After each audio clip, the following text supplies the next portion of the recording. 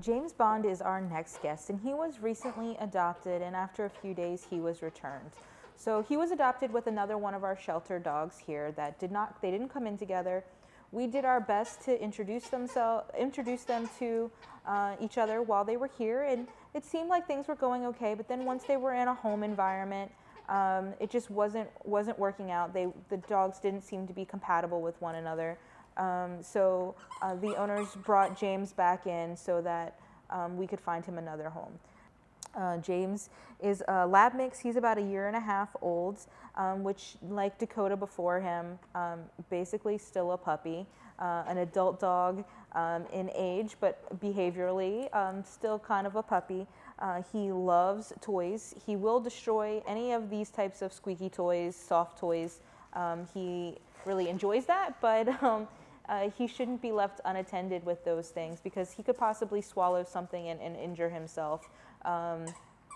He can also not be adopted to a home where there's livestock or small animals because he's a little too interested in those things. So we want to make sure that all the other animals are staying safe in the house.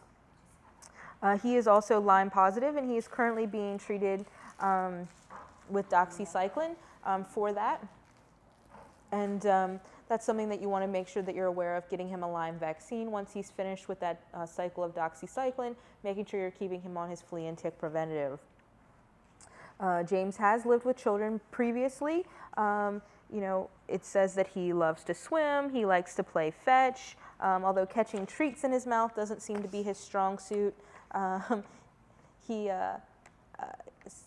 basically just lets it hit him right in the face. When we behavior assess him, he does a good job at keeping his kennel clean. He's friendly and excited when you approach him, reacts favorably to other dogs. He can pull a little bit. He has a high energy level, so sometimes it can be a little much for other dogs, so you want to keep that in check. Doesn't have issues with guarding or food aggression, and he really enjoys being petted.